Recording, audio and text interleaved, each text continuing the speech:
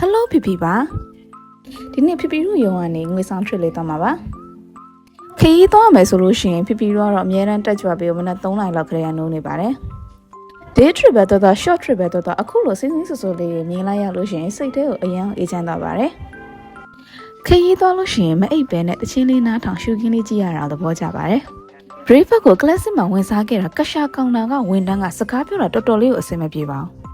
皮皮လက်စကားအများကြီးမပြောချင်လို့ပေါက်စီနဲ့လက်ဖေးပဲမှာခဲ့ပါတယ်။ပေါက်စီကလည်းအေးဆက်ပြီးတော့အရသာကတော့အဆင်မပြေပါဘူး။စားပြီးတော့ပြီးတော့မိုးပေါ်ကိုမြပြထားတဲ့အိမ်နာကိုဝင်လိုက်ပါတယ်။ကိစ္စဝိစ္စလေးရှင်းပြီးတဲ့အခါမှာတော့ခီးစဖို့အတွက်ကားဆက်ထွက်ခဲ့ပါတယ်။တကားလုံးအိမ်နေပေမဲ့皮皮ကတော့တယောက်တည်းငုတ်တူကြီးထိုင်ပြီးတော့ငေးလိုက်ဆွေးလိုက်ပါပဲ။ဒီလိုနဲ့ခီးဆက်လာရင်းနဲ့နီးလေစာကိုတော့ပသိမ်ကထီးရိပ်ဆိုတဲ့ဆက်တော့ဆိုင်မှာဝင်စားခဲ့ပါတယ်။နီးလေစာစားခဲ့တဲ့ဆိုင်လေးကတော့မဆိုးလို့ပြောလို့ရပါတယ်။ပုံမှန်ဆိုရင်皮皮ခရီးသွားတိုင်းနီးလေစာဝင်စားလို့ရှိရင်ဟင်းတွေအများကြီးချက်ထားတာကိုကြည့်ပြီးတော့မစားချင်ပါဘူး။ဒါပေမဲ့ဒီဆိုင်မှာစားကြည့်လိုက်တဲ့အခါမှာဟင်းလေးတွေကတော်တော်လေးအဆင်ပြေလို့ပြောလို့ရပါတယ်။ခရီးသွားရင်皮皮ကဘိုင်းနာမှာဆိုလို့ထမင်းတော့အများကြီးမစားဖြစ်ပါဘူး။တပကံပဲစားဖြစ်ပါတယ်။နီးလေစာစားပြီးတော့ငွေဆောင်ကိုဆက်ပြီးတော့ချီတက်ခဲ့ပါတယ်။ဒေါက်တာလန်းကိုရောက်လာပြီဆိုတော့ငွေဆောင်ရောက်တော့မယ်နော်။ဟိုတယ်ရောက်တဲ့အခါမှာတော့ welcome juice လေးအရင်တောင်းလိုက်ပါတယ်။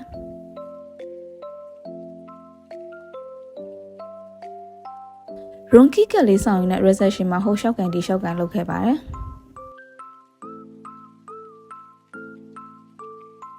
ကားချာကြီးစီးလာတော့အခန်းထဲမှာနားပါတော့မယ်။ဂရင်းပေါ်မှာချထားတဲ့တရုတ်စကားပန်းလေးကိုမှွေးပြီးတော့အမောဖြစ်လိုက်ပါတယ်။ခဏလောက်နားပြီးတော့ကန်းချီဘက်ကိုဆင်းပြီးလိုက်လျှောက်ခဲ့ပါတယ်။ဒီလိုရတဲ့ဥတုမျိုးလေးကတောင်မြေမှာတော်တော်လေးနေလို့ကောင်းပါတယ်။နေလည်းအရင်မပူဘူးမူးလည်းနည်းနည်းလေးအုပ်နေတာဆိုတော့လေတော်တော်လေးအဆင်ပြေပါတယ်။ပင်လေကြီးကိုပြေးပြီးတွေ့လိုက်တဲ့အချိန်မှာတော့ stress လေးတွေခဏတော့ပြီးပြောသွားပါတယ်